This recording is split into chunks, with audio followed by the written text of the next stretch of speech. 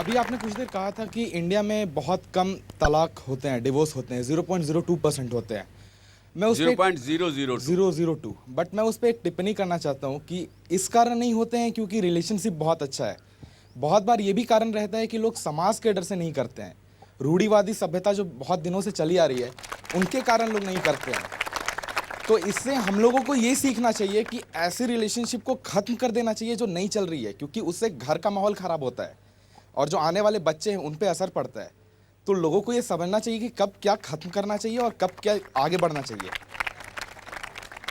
बहुत एक ये अलग से पॉइंट ऑफ व्यू है, मैं रेस्पेक्ट करता हूं उस पॉइंट ऑफ व्यू से, लेकिन एक संशोधन करना चाहूँगा। आपका नाम क्या है? रोहित आनंद। रोहित आनंद।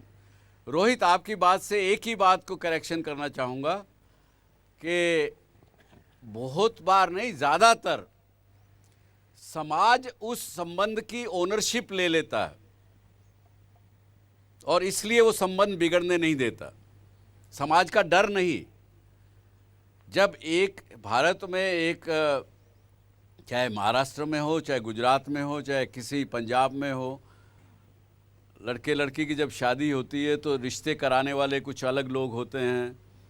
शादी जब होती है तो सब लोग पार्टिसिपेट करते हैं। उसका मकसद एक है कि ओनरशिप समाज ले लेता है उस शादी की, और जहाँ कहीं लड़की से गलती हुई या लड़के से गलत हुआ, समाज उसी वक्त खड़ा हो जाता है। वो उठ के सामने बात करने लगते हैं कि भाई इसको समझाओ यार, मुर्गे को समझाओ। मैं तो ये कहूँगा कि कन्फ्लिक्ट होना किसी भी रिलेशनशिप में एक स्वाभाविक चीज़ है और एक अपॉर्चुनिटी है उस रिलेशनशिप को, उसके अंदर बॉन्ड को और ज़्यादा बढ़ाने के लिए। कम्युनिकेशन में ही आप अपने कन्फ्लिक्ट को ठीक कर सकते हैं, उसको समझ सकते हैं कि वो गलत था या मैं गलत था। और जब समझ में आता है कि कौन गलत था और वो दूसरा आदमी अगर रिकग्नाइज करता है, उसको स्वीकार करता है, तो आपस में बॉन्ड्स ज़्यादा बढ़ते। मुझे नहीं पता आप लोगों का, मुझे तो बहुत बार हुआ। जब नई नई शादी हुई थी तो महीने 2 महीने में झगड़ा होना ही चाहिए एक बार बीवी से, और बीवी भी गुस्से में कह देती ठीक है, अगर आपको नहीं जमता तो मैं अपने मायके चली जाती हूँ। लेकिन 1-2 घंटे बाद, 6 घंटे बाद, नहीं तो ज़्यादा से ज़्यादा अगले दिन फिर एक दूसरे से, अरे छोड़ो ना यार, तुम क्यों गुस्सा हो गई थी, अच्छा। रूठने मनाने की प्रक्रिया भी एक हेल्दी प्रक्रिया है। यस सर, आपके टाइम पे रिलेशंस के क्या मायने थे और आज के टाइम पे क्या मायने हैं? मतलब आप क्या चेंज देखते हैं आज के टाइम पे? ये ज़रूर समझाऊं कि जो रिलेशनशिप बचपन में बने, स्कूल में बने, वो बिना किसी गिव एंड टेक के रिलेशनशिप्स थे, वो आज भी उतने ही मजबूत हैं जो बचपन में थे। लेकिन जब से बिज़नेस में आए, जैसे जैसे कामयाब हुए, वो रिलेशनशिप जो बने वो किसी कारण से बने। मैं ये नहीं कहता कि वो बुरे हैं या गलत हैं वो लोग, लेकिन वो कहीं झलक जाता है कि ये शायद, किसी ने कहा था कि दोनों का विन विन होना चाहिए, ट्रांजैक्शनल ना हो, तो वो कई रिलेशन ट्रांजैक्शनल हो जाते हैं। कभी कभी रिलेशनशिप में इमोशनल अटैचमेंट कुछ ज़्यादा ही बढ़ जाती है। सर, आपको लगता है कि इमोशनल अटैचमेंट इज़ हेल्दी और should we be mindful about it? Depend करता है आपके रिलेशनशिप पर्सनल हैं या प्रोफेशनल हैं। जहाँ प्रोफेशनल रिलेशनशिप्स हों वहाँ पे आपको अपने इमोशंस का एक दायरा बनाना पड़ेगा, एक सीमा बनानी पड़ेगी। जहाँ तक पर्सनल रिलेशनशिप है उसमें तो जितने इमोशन स्ट्रोंग होंगे उतने ज़्यादा रिलेशनशिप मजबूत भी होगी, लेकिन कई बार उसमें झगड़े भी होंगे, कन्फ्लिक्ट भी ज़्यादा आएंगे।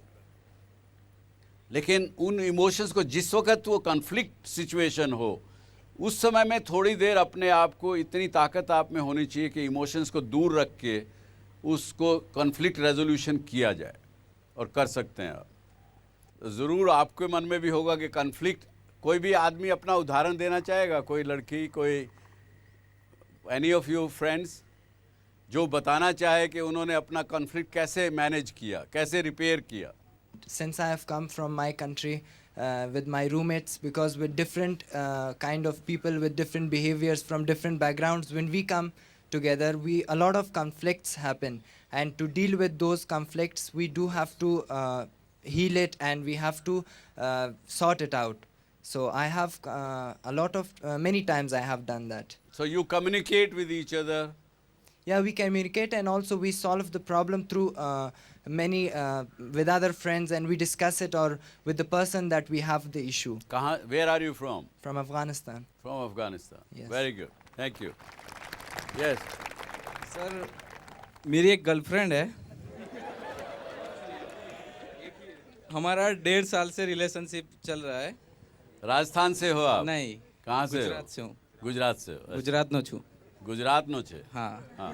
सर 1.5 साल से हमारी हर हफ्ते में 2-3 बार झगड़ा होता ही रहता है, हाँ।